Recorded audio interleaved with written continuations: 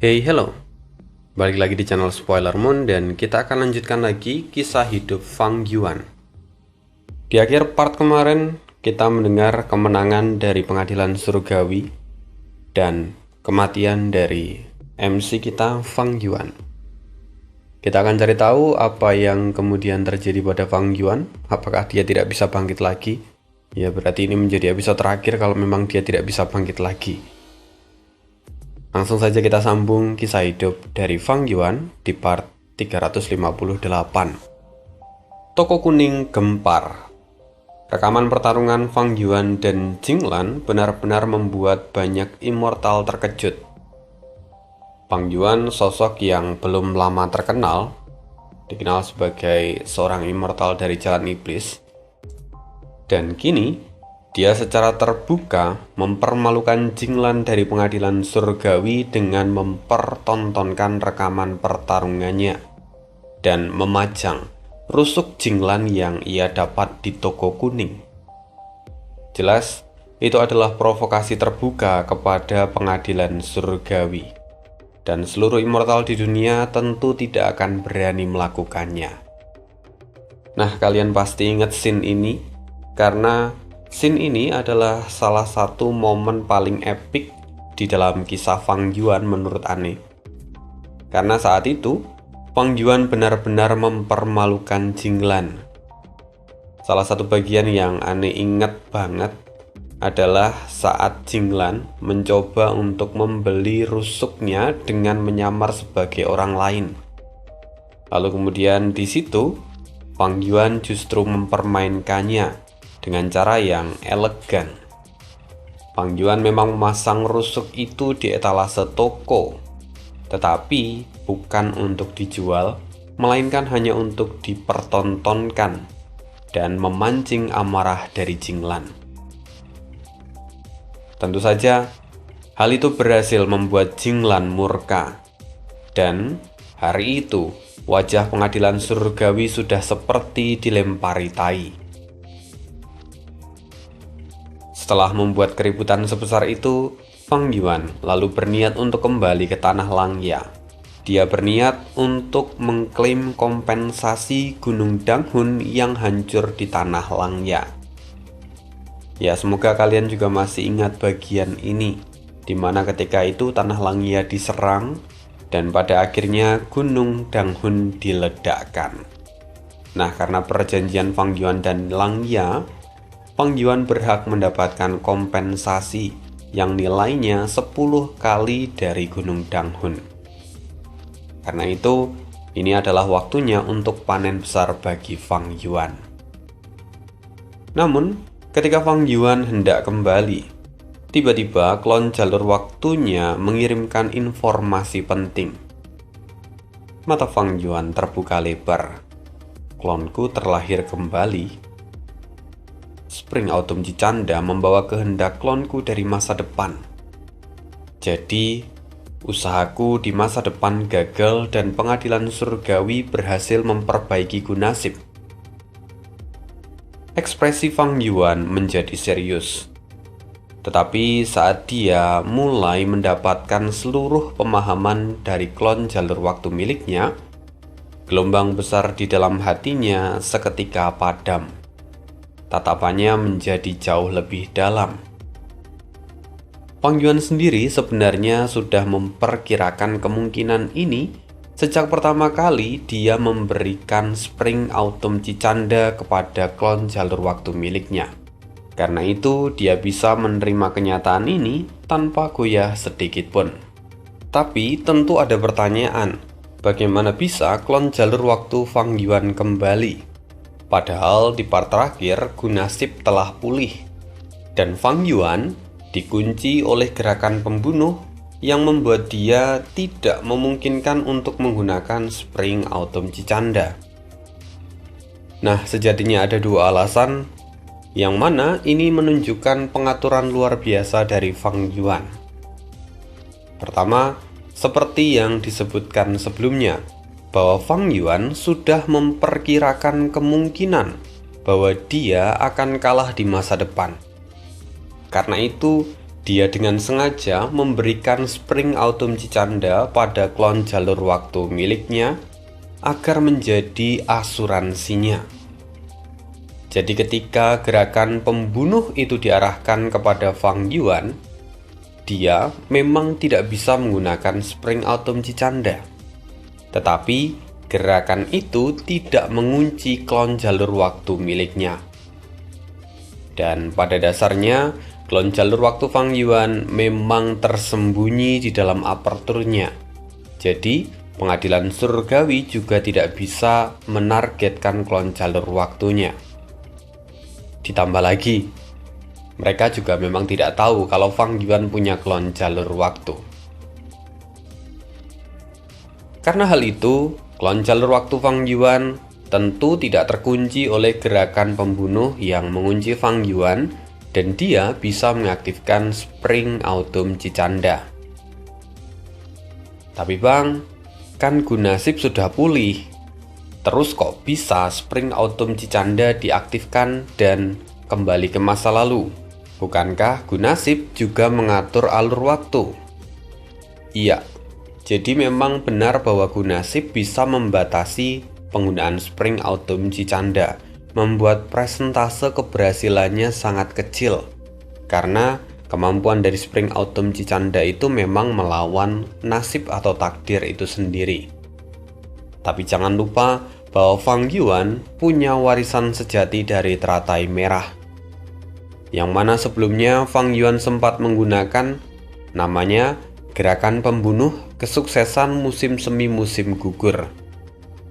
Itu yang kemudian menjadi garansi atau tiket dari klon jalur waktu Fang Yuan, sehingga aktivasinya pada spring autumn Cicanda pasti berhasil 100% dan kembali ke masa lalu. Nah, itu semua memang sudah diatur dan diperkirakan oleh Fang Yuan. Perencanaannya benar-benar matang. Semua bahkan sudah dimulai sejak dia membuat klon jalur waktunya naik ke ranah immortal. Walaupun memang Fang Yuan belum tahu apakah di masa depan dia akan kalah atau tidak dari pengadilan surgawi. Tetapi membuat perencanaan itu sudah seperti nama tengah Fang Yuan. Bisa dikatakan dia adalah salah satu pemain catur terbaik di duniaku. Nah, berita yang dibawa oleh kehendak Fang Yuan itu tentu seketika menjadi tekanan yang luar biasa bagi Fang Yuan. Rasanya sudah seperti barisan pegunungan yang menindih pundaknya. Tetapi bukannya frustasi, Fang Yuan justru tampak menyeringai. Senyumannya itu terasa begitu dingin dan menakutkan. Bukankah ini justru menjadi semakin menarik? Setelah mengetahui kondisi ini, bukannya terpuruk, dia justru semakin bersemangat. Seolah-olah di dalam kamusnya tidak ada istilah takut. Semuanya terasa menjadi menyenangkan saat Fang Yuan mengejar puncak dunia dengan berbagai tantangan yang menghadangnya. Karena itulah Fang Yuan sama sekali tidak terpuruk. Selain itu, Fang Yuan juga adalah orang yang memiliki tekad baja. Bahkan jika dia gagal 10.000 kali atau 1.000.000 kali, atau bahkan ratusan miliar kali, selama masih ada satu peluang sekecil apapun itu, Fang Yuan tidak akan pernah berhenti. Dia tidak akan pernah mau menyerah. Karena itulah, bukannya terpuruk, Fang Yuan justru semakin termotivasi. Di sisi lain, di tanah terberkati Langya, saat ini sekelompok besar immortal dari ras varian manusia berdiri menunggu di depan formasi teleportasi. Saat susunan itu aktif, Langya yang masih berambut hitam langsung berseru dengan semangat. Dia kembali. Akhirnya dia kembali. Di belakangnya para immortal dari manusia salju, Rockman dan juga Ingman tampak menatapnya dengan berbagai ekspresi. Langya sendiri segera melangkah maju untuk menyambut. Setelah tiba, Fang Yuan melihat mereka semua dan tersenyum dalam hati. Apa yang ada di depan matanya sama persis seperti gambar yang ia dapatkan dari ingatan klon jalur waktu miliknya. Dan sama seperti sebelumnya, Fang Yuan hanya mengangguk kepada Sue Er sebelum kemudian berbalik dan pergi. Gerakan kecil itu saja sudah cukup untuk membuat para immortal manusia salju bersemangat. Sementara para Eggman dan juga Rockman merasa iri. Fang Yuan kemudian dia mulai berbicara secara pribadi dengan Langya. Pembicaraan itu terjadi sama seperti di kehidupan sebelumnya, dan Fang Yuan benar-benar memahami situasi Langya. Saat ini, tanda Dao yang ditinggalkan oleh pengadilan surgawi menjadi ancaman besar bagi tanah Langya. Di kehidupan sebelumnya, ketika pengadilan surgawi melancarkan invasi kedua mereka, tanda Dao itu berubah menjadi terowongan spasial yang mana langsung mengangkut 4 immortal peringkat 8 ke dalam tanah terberkati Langya. Dalam pertempuran itu, Fang Yuan memang mendapatkan Gu perjalanan abadi peringkat 7. Tetapi, dia juga mengekspos gerakan pembunuh Kaisar Yama, membocorkan identitas samaran Suan Bujin, dan pada akhirnya kehilangan dukungan dari Sekte Langya. Karena itu, Fang Yuan memilih mundur. Pengadilan surgawi juga terpaksa menarik diri, sementara surga panjang umur menjadi pihak yang paling diuntungkan. Karena hal itu, Fang Yuan lalu berkata kepada Langya, "Tetua tertinggi pertama, jangan cemas. Izinkan aku merangkum keadaan ini terlebih dahulu dan merancang cara untuk menghadapinya." Langya pun tampak menghela nafas dan berkata, "Baiklah." Walaupun di sini, sejatinya Langya merasa ada yang janggal. Fang Yuan sama sekali tidak menyinggung arti sebenarnya dari rambut panjang. Sesuatu yang tidak sesuai dengan kebiasaan Fang Yuan. Namun, dia tidak berniat untuk mengingatkannya. Saat ini, Gu kebijaksanaan masih berada di dalam tanah Langya. Fang Yuan segera datang ke hadapan Gu kebijaksanaan dan menetap di sana selama 3 hari 3 malam. Dengan klon jalur waktunya, dia terus menyimpulkan berbagai kemungkinan. Kelahiran kembali kali ini jauh berbeda dibandingkan sebelumnya. Periode kelahiran kembali itu sangat panjang karena Fang Yuan kembali bertahun-tahun ke masa lalu. Hal ini bisa terjadi karena klon jalur waktu Fang Yuan telah mencapai peringkat 7, sementara Spring Autumn Jicanda juga telah melangkah ke peringkat 7. Ini Fang Yuan tampak menatap Spring Autumn Jicanda. Gu itu kini kembali ke peringkat 6 dan kondisinya tidak baik akibat kelahiran kembali. Tubuhnya berwarna kecoklatan seperti daun layu dan tampak membutuhkan waktu untuk bisa pulih. Dalam warisan sejati teratai merah, ada banyak gerakan pembunuh yang bisa mempercepat pemulihan Spring Autumn Jicanda. Gu vital ini memang pantas menjadi inti dari teratai merah. Efeknya sungguh luar biasa. Fang Yuan bergumam dalam hati. Lalu dia tampak menghela nafas sejenak dan kemudian bergumam lagi. Sayangnya pengadilan surgawi terlalu kuat. Meskipun aku bisa dilahirkan kembali berkali-kali, hal itu tidak akan berarti kalau aku tidak punya cara untuk mengalahkan mereka. Kenangan dari kehidupan sebelumnya membuat dada Fang Yuan terasa berat.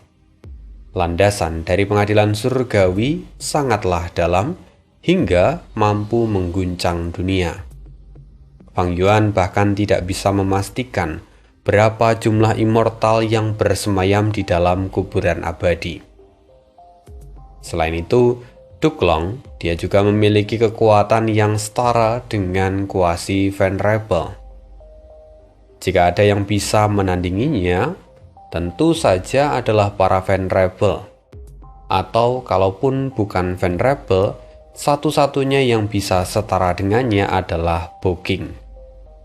Sementara yang lainnya, di hadapan Duklong, mereka tak lebih dari badut. Fang Yuan sendiri pun sebelumnya terbunuh oleh Duklong. Selain itu, pengaturan dari gerakan lintas waktu dan ruang antara para Venerable serta rencana-rencana mereka juga saling bersilangan di dalam perang besar itu.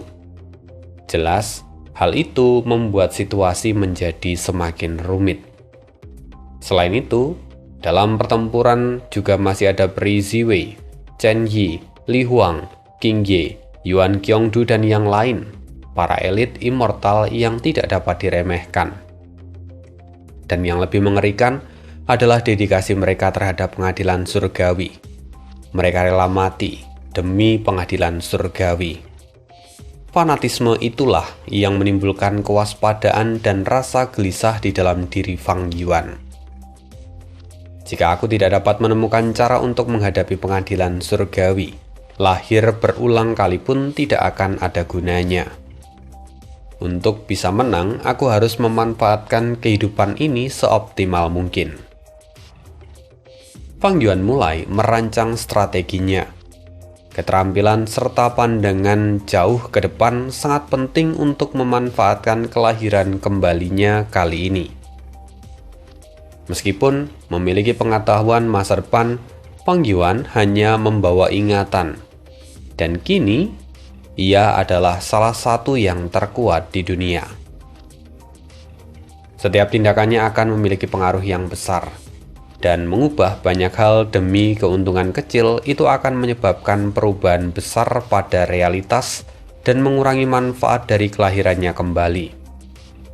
Tapi, kalau dia terlalu berhati-hati, dia juga tidak akan berkembang cukup jauh untuk menandingi pengadilan surgawi. Karena itu, keseimbangan diperlukan. Fang Yuan juga harus mencegah para immortal lain agar tidak mengetahui bahwa dirinya telah terlahir kembali. Semakin lama rahasia itu tersimpan, maka semakin besar juga keuntungannya. Setelah 16 jam penuh, Fang Yuan menyelesaikan sebuah rencana besar dengan sangat terperinci. Lalu setelahnya, dia memanggil Langya. Berapa banyak Ku Immortal yang kalian miliki? Tunjukkan daftarnya padaku. Aku telah mempertimbangkan kembali, dan aku merasa bahwa makna sejati jalur penyempurnaanmu tidak lagi berguna bagiku. Jika ada Ku Immortal yang cocok, maka aku akan memilihnya. Langya terkejut dan sekaligus gembira. Ya, aku akan segera memberikannya. Bagi Langya, makna sejati dari jalur penyempurnaan itu memiliki nilai simbolis yang sangat besar. Tak ubahnya dengan guna nasib bagi pengadilan surgawi. Selain tentang kekuatan, makna sejati juga merupakan lambang dari identitas Langya sendiri. Itulah yang membuat Langya enggan menyerahkannya. Setelah itu, maka Langya dengan segera memberikan daftar Ku Immortal yang ia punya. Saat dia melihat daftar itu, Fang Yuan mendapati Gu mencuri kehidupan, salah satu Gu penting yang dulu digunakan Langya. Fang Yuan cukup puas karena Gu itu juga tercantum di dalam daftar ini, yang artinya Langya tidak sedang mencoba menyembunyikan apapun. Dalam kehidupan sebelumnya, Fang Yuan sendiri pernah menukar warisan sejati jiwa spektral dengan warisan sejati Langya, dan keduanya menahan kartu truf masing-masing. Sekte Langya memiliki banyak aset berharga. Salah satunya adalah makna sejati jalur penyempurnaan dan juga Gu mencuri kehidupan. Dan di kehidupan sebelumnya, Fang Yuan sangat menginginkan makna sejati jalur penyempurnaan. Sekarang setelah dilahirkan lagi, pencapaian jalur penyempurnaan Fang Yuan tetap berada pada tingkat Grandmaster Agung, sama seperti sebelum klon jalur waktunya mati. Hubungannya apa? Jadi, Fang Yuan dan klon jalur waktunya sebenarnya adalah satu orang yang sama. Hanya saja mereka terpisah tubuh. Jadi pemikiran dan juga pencapaian keduanya saling terhubung. Saat klon jalur waktu kembali ke masa ini, maka dia juga membawa semua pencapaian yang dia punya saat dia masih hidup. Yang artinya pencapaian dari tubuh utama Fang Yuan pun ikut meningkat. Setelah merenung sejenak, Fang Yuan lalu berkata, "Aku akan mengambil Gu mencuri kehidupan, dan juga semua Gu jalur waktu yang kau miliki." Langya sempat tertegun, tetapi dengan segera dia menyetujuinya. Setelah menerima semua barang yang diinginkan, Fang Yuan lalu memeriksanya. Dan ketika menatap Gu mencuri kehidupan, dia tampak memperhatikan sesuatu. Menurut catatan, Gu mencuri kehidupan berasal dari tangan surga pencuri. Surga pencuri sendiri adalah seorang venerable iblis, tetapi sifatnya tenang dan tidak haus akan darah. Berbeda dengan jiwa spektral. Karena itulah kemudian jalur pencuri pun lahir. Ke-10 venerable sendiri memang adalah sosok yang paling menonjol sepanjang sejarah. Setelah kelahiran kembali kali ini, Fang Yuan semakin menaruh perhatian pada mereka. Dalam kehidupan sebelumnya, ketika pertempuran besar akibat proyek pemulihan Gu nasib meletus, setiap gerakan dari para venerable selalu mengakibatkan arus pertarungan berubah. Karena itu, Fang Yuan juga harus memikirkan cara untuk mengatasi hal ini. Sebuah pikiran kemudian terbersit di dalam kepalanya. Tanpa batas, konstelasi bintang, asal primordial, Genesis Lotus, Great Sun, teratai merah, hingga bumi surga. Semuanya turun tangan dalam perang besar sebelumnya, sementara 3 yang lain tidak bergerak. Mereka adalah surga pencuri, liar yang ceroboh, dan juga jiwa spektral. Fang Yuan tampak mengerutkan kening. Jiwa spektral saat itu sudah menjadi tawanan dari pengadilan surgawi, dan hanya tersisa jiwanya. Maka dia memang tidak punya sarana untuk bergerak. Meski begitu, Fang Yuan adalah orang yang mewarisi warisan sejati dari Sekte Bayangan, serta memimpin mereka dalam perang. Maka bisa dianggap bahwa kehadiran Fang Yuan itu sudah sebanding dengan tindakan dari jiwa spektral sendiri. Lalu, bagaimana dengan 2 venerable lainnya, surga pencuri dan liar yang ceroboh? Apakah mereka juga memprediksi perang besar itu? Keduanya seharusnya punya kemampuan untuk memprediksi itu. Apalagi Yang Mulia Asal Abadi dan juga Yang Mulia Tanpa Batas meninggalkan banyak pengaturan. Maka 2 tokoh besar itu seharusnya juga mampu menyimpulkan hal yang serupa. Fang Yuan curiga bahwa mereka berdua juga pasti meninggalkan sesuatu. Kalau di kehidupan sebelumnya pengaturan dari Yang Mulia Iblis Liar yang ceroboh dan juga surga pencuri tidak tersingkap, maka dalam kehidupan ini Fang Yuan berpikir untuk bisa menemukannya serta memanfaatkannya. Mata Fang Yuan pun berbinar. Menghadapi raksasa seperti pengadilan surgawi, selama dia belum mencapai peringkat 9, dia masih membutuhkan kekuatan eksternal. Maka peninggalan dari kedua yang mulia ini jelas perlu dicari. Lalu pada saat itu Langya kemudian memotong lamunan Fang Yuan. Fang Yuan, sekarang kamu punya Gu mencuri kehidupan peringkat 8. Artinya, kamu sudah mengumpulkan 5 Gu peringkat 8. Dengan kekuatanmu yang baru peringkat 7, ini tidak pernah terjadi di sepanjang sejarah. Kamu adalah orang pertama yang bisa mencapai ini. Langya tampak menghela nafas dan penuh kekaguman. Tapi Fang Yuan tersenyum lalu kemudian berkata pada Langya, "Tetua tertinggi pertama, aku melihat gu mencuri kehidupan ini tampaknya hanya bisa digunakan 3 kali. Apakah kamu tahu akan alasannya?" Mendengar itu Langya tersentak. Fang Yuan benar-benar bisa melihatnya. Tapi bagaimana mungkin?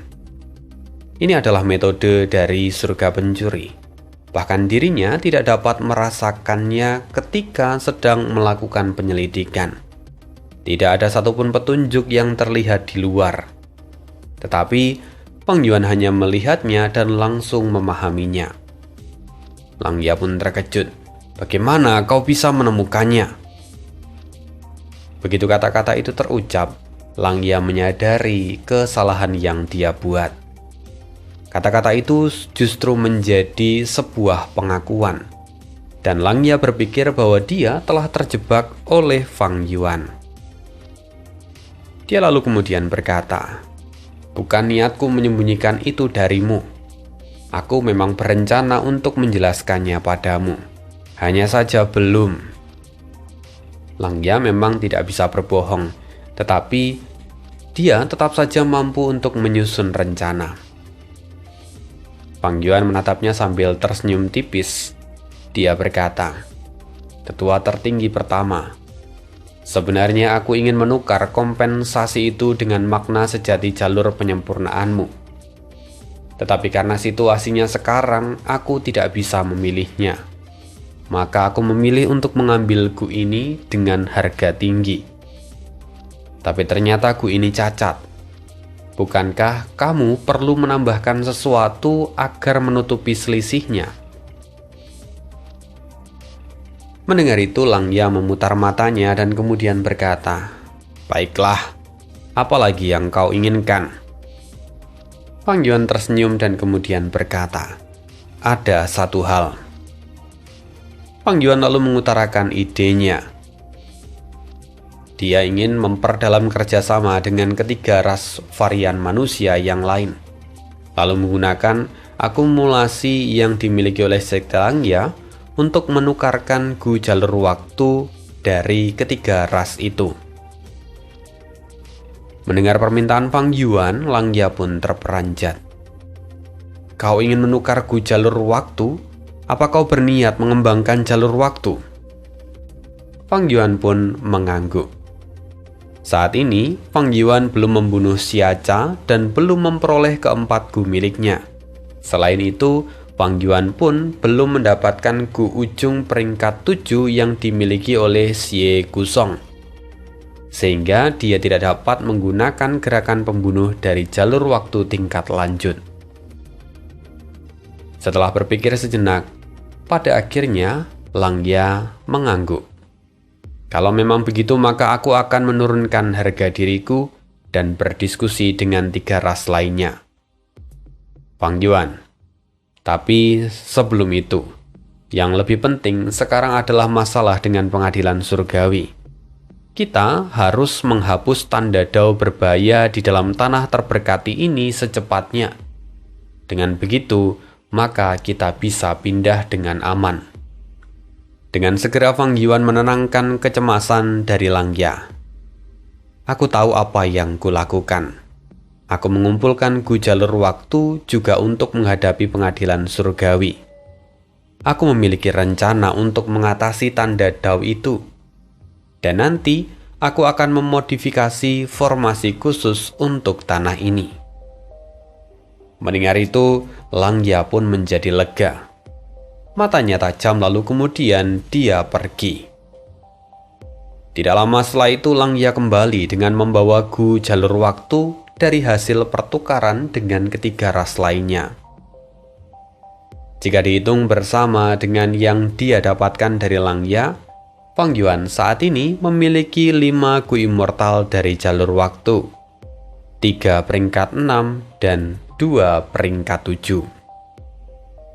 Itu adalah pendapatan yang sungguh luar biasa. Ini akan menjadi titik balik untuk kemajuan Fang Yuan. Keesokan harinya, sejumlah material besar abadi peringkat 8 dijatuhkan dan membentuk pusaran air berwarna-warni. Gu kebijaksanaan lalu langsung menerjang masuk seperti kucing yang mencium ikan asin. Fang Yuan lalu membuka apertur berdaulatnya dan menyimpan pusaran itu di dalamnya. Dulu Lang Ya menggunakan metode yang sama untuk menipu Gu kebijaksanaan agar dapat dipindahkan dari tanah terberkati Hu ke tanah terberkati Lang Ya. Dan metode ini juga dipakai dalam kehidupan sebelumnya. Kali ini, meski Fang Yuan sudah sangat familiar dengan gerakan itu, dia berpura-pura baru melihatnya dan dia tak henti-hentinya memuji Lang Ya. Semua itu dia lakukan untuk menyembunyikan rahasia kelahiran yang baru dia lakukan. Dia harus berhati-hati bahkan dalam detail yang sangat kecil sekalipun. Lang Ya pun menerima pujian itu, tetapi ada rasa kecewa di dalam hatinya. Kenapa? Karena dia sangat menginginkan Gu kebijaksanaan. Dia tidak menyangka bahwa Gu kebijaksanaan pada akhirnya tetap jatuh ke tangan Fang Yuan. Padahal dia sudah menghabiskan begitu banyak Gu umur untuk memeliharanya. Tapi pada akhirnya dia memang tak punya pilihan. Dalam ancaman pengadilan surgawi, dia harus memastikan Gu kebijaksanaan tidak jatuh ke dalam tangan musuh. Setelah itu, Fang Yuan lalu kemudian menyerahkan sebuah resep. Lihat resep Gu immortal ini. Kita akan menyempurnakannya. Lang Ya mengerutkan kening dan bertanya, Gu segudang diri? Fang Yuan berkata, benar, Gu itu dapat memperkuat kemampuan tempurku dan membantuku menghadapi pengadilan surgawi. Jadi mulailah melakukan persiapan. Aku akan segera mengumpulkan material utama yang dibutuhkan. Fang Yuan lalu berjalan meninggalkan lembah itu. Fang Yuan lalu kemudian berbalik dan berniat pergi. Lang Ya segera berseru, tunggu, bukankah kau ingin memodifikasi formasi di dalam tanah terberkati ini? Fang Yuan melambaikan tangannya tanpa menoleh. Jangan khawatir, aku tahu apa yang kulakukan. Mendengar itu, Lang Ya hanya bisa terdiam. Setelah itu Fang Yuan pergi. Masih di dataran utara, tepatnya di padang pisau musim gugur. Seorang immortal berjalan tanpa alas kaki di atas rumput seperti bilah pisau. Setiap jejak di kakinya meninggalkan warna merah karena darah yang mengucur. Dan tentu kita kenal dia adalah Meng Tu, orang yang sama dari kehidupan Fang Yuan sebelumnya. Dia adalah seorang Grandmaster Agung dari jalur pedang. Dia masih peringkat 7 dengan kekuatan tempur di tingkat puncak. Dia menempati posisi 3 besar di antara para elit peringkat 7 di suku Meng. Dia sendiri kali ini meniru jejak Renzu, menutup diri dari dunia luar dan berfokus penuh pada pemahaman Dao Pedang. Tapi tiba-tiba dia membuka mata. Sekelompok monster melompat menerjangnya. Makhluk-makhluk itu berwujud seperti manusia, tapi wajahnya tampak aneh. Cakar mereka panjang seperti pisau, dan mata mereka tampak merah pekat, dan niat membunuh mereka membuat bulu kuduk Meng Tu berdiri. Apa-apaan ini? Meng Tu pun geram. Saat pertarungan pecah, dia baru sadar bahwa masing-masing dari monster itu memiliki kekuatan tempur yang setara dengan peringkat 7. Bahkan dengan kekuatannya yang berada di puncak peringkat 7 pun, Meng Tu dipaksa mundur. Namun, monster itu sama sekali tidak menyerah dan bahkan mulai meledakkan diri. Rentetan ledakan mengguncang tempat itu. sementara tubuh Meng Tu terpental ke belakang dan darah mengalir dari bibirnya. Bagaimana bisa monster ini bekerja sama dalam formasi yang begitu solid? Koordinasi mereka begitu sempurna. Artinya mereka pasti adalah binatang yang telah dijinakkan. Apakah ada immortal yang mengendalikan mereka di sini? Kecurigaan dan kecemasan memenuhi hati Meng Tu. Dia bersiap untuk memanggil bala bantuan. Tapi dalam sekejap, dia terperangkap di dalam medan perang abadi. Mustahil, bagaimana bisa medan perang abadi terbentuk secepat ini? Matanya terbuka lebar. Sampai saat ini dia bahkan belum melihat rupa dari musuhnya. Bajingan, siapapun kau, kenapa kau bermusuhan dengan suku Meng? Dia berteriak, lalu sambil mencari sosok yang menjadi dalang dari semua ini.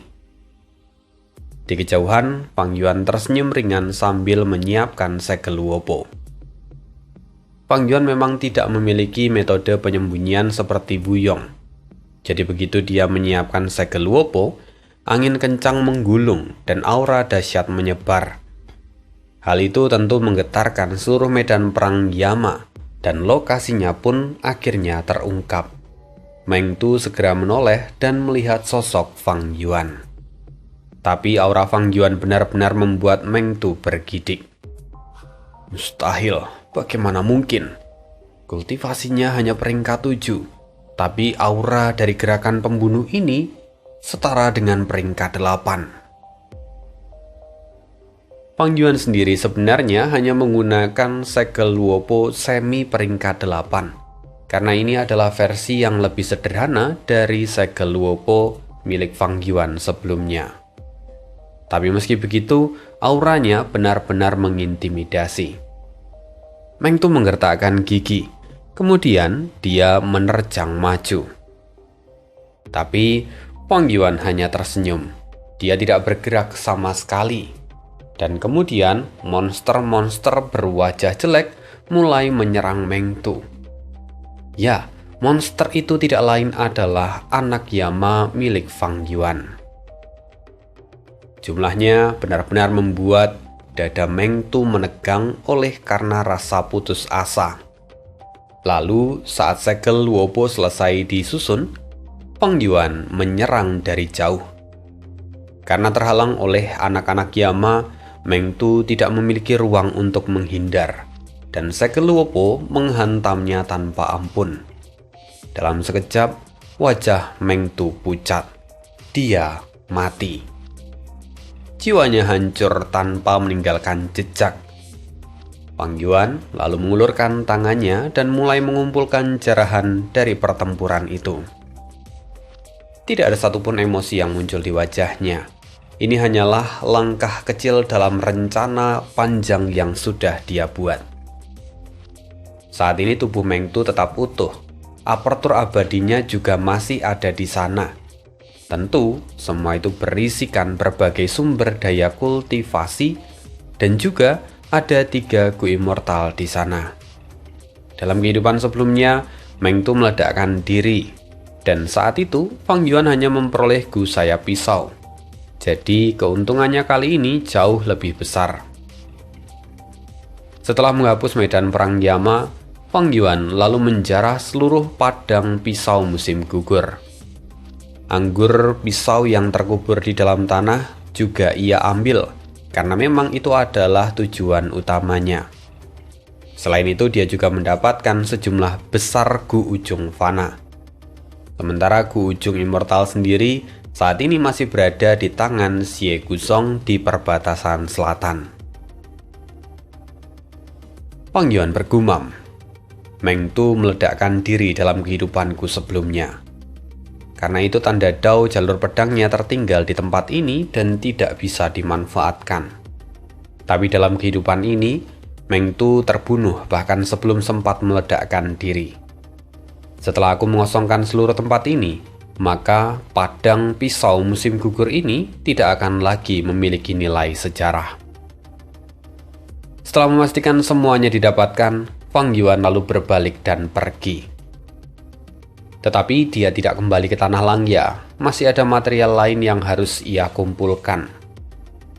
Untuk memurnikan Gu Segudang Diri, Fang Yuan membutuhkan 4 material utama: Gu Anggur Pisau, Gu Ujung, Gu Jarum Ilahi, dan Api Kehidupan Mengambang. 2 yang pertama telah ia dapatkan, hanya 2 yang masih belum. Karena itu Fang Yuan langsung menuju Lembah Jarum Ilahi. Di sana Fang Yuan kembali menipu. Lembah itu merupakan tempat buatan yang diciptakan oleh Gu Immortal peringkat 7, penjaga dari landak ilahi. Sama seperti di kehidupan sebelumnya, Fang Yuan mengelabuhinya dan mengambil semua jarum yang ada pada tubuh landak ilahi. Setelah mendapatkan material itu, Fang Yuan pun kembali berpindah. Tentu dia pergi dengan menggunakan omnidirectional travel, karena memang saat ini dia belum memiliki Gu Perjalanan Abadi. Gu Perjalanan Abadi masih ada di tangan Feng Jiuge. Jadi, satu-satunya metode tercepat yang Fang Yuan punya untuk berpindah lokasi adalah dengan menggunakan omnidirectional travel. Yaitu adalah salah satu formasi abadi peninggalan dari Sekte Bayangan. Jujur saja, gerakan ini kurang efektif kalau dibandingkan dengan Gu Perjalanan Abadi, karena gerakan ini memerlukan 4 orang untuk setiap kali aktivasi. Dan karena itu Fang Yuan selalu memanggil Ying Wuxie, Miao Yin, dan juga Baitu. Oh ya, di sini Miao Yin dan Baitu keduanya masih hidup, karena memang perang besar di perbatasan selatan juga masih belum dimulai. Jadi keduanya masih hidup. Fang Yuan sendiri tahu bahwa mereka berdua berguna di masa depan. Maka dia meminta mereka untuk berkultivasi. Dan mereka menghabiskan waktu mereka di dalam apertur abadi Fang Yuan.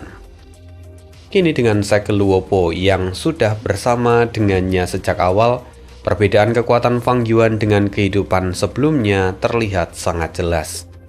Dia mampu memperoleh 3 material utama untuk memurnikan Gu Segudang Diri.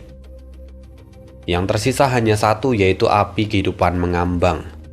Tetapi berdasarkan pengalamannya sebelumnya, Fang Yuan tahu bahwa material itu akan segera dijual oleh Zhang Ji di toko kuning.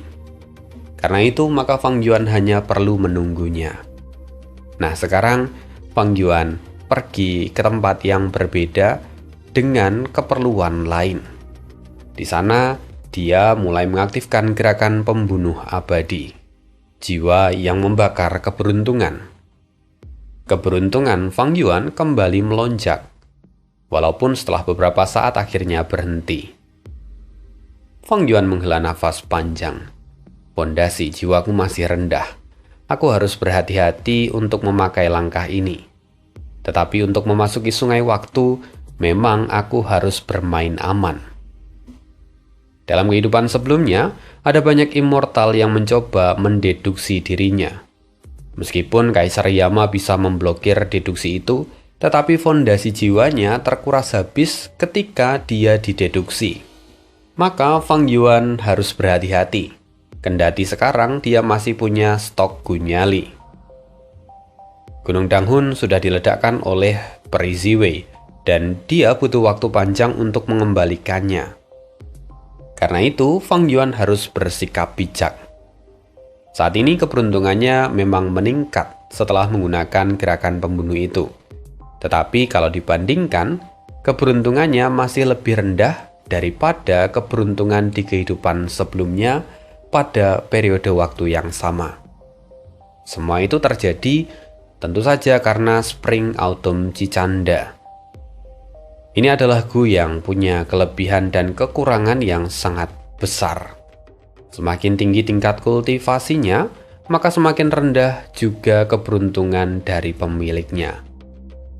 Fang Yuan tak habis pikir bagaimana dulu teratai merah mampu menangani ini di masanya. Untuk saat ini Fang Yuan hanya bisa menghela nafas. dan mencoba semaksimal mungkin untuk meningkatkan keberuntungannya dan mengatasi kelemahan dari Spring Autumn Cicanda. Setelah itu, Fang Yuan lalu melanjutkan pada tujuan utamanya datang ke tempat ini. Sambil berjalan melingkar, Fang Yuan mengaktifkan beberapa gu. Setiap langkah yang ia ambil, dia menginjak titik formasi alami yang tersembunyi. Dan begitu titik terakhir tersentuh, seluruh formasi abadi menyala. Fang Yuan melangkah masuk dan tubuhnya kemudian menghilang. Seperti halnya di perbatasan selatan, di tempat ini juga memiliki anak sungai waktu alami dari sungai waktu.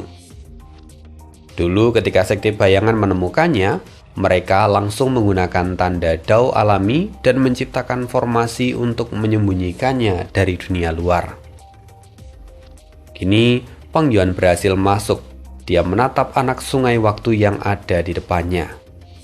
Dengan segera, dia mengaktifkan beberapa gerakan pembunuh dari jalur waktu, yang mana gerakan itu sudah ia ciptakan beberapa hari lalu. Tujuannya adalah untuk menyembunyikan dirinya dari deduksi selama dia berada di sungai waktu. Setelah semua persiapan selesai, Fang Yuan berubah menjadi binatang tahun dan melompat masuk ke dalam anak sungai waktu. Arus di tempat itu sangat deras dan membawa dirinya memasuki aliran utama dari sungai waktu dalam sekejap. Fang Yuan terus berenang. Jauh di depannya ada sebuah rumah gu yang melayang di atas sungai waktu. Rumah gu itu adalah rumah gu masa kini dan masa lalu, yang mana itu adalah salah satu rumah gu dari pengadilan surgawi yang dikendalikan oleh 4 bersaudara Sun Si. Mereka ditugaskan untuk menjaga sungai waktu. Salah satu dari mereka tampak mengerutkan kening. Sun Guozi lalu bertanya, "Ada apa?" Sang Sun Si lalu menunjuk ke layar lipa. Dia berkata, "Baru saja aku melihat riak di salah satu panel itu." Setelah mendengar ini, mereka langsung memeriksa seluruh lingkungan di sekitar rumahku itu puluhan kali. Tapi mereka tidak menemukan kejanggalan apapun. Semuanya terlihat normal. Setelah itu, Sang Sun Si terlihat tersenyum malu dan berkata, "Sepertinya aku salah lihat. Maafkan aku."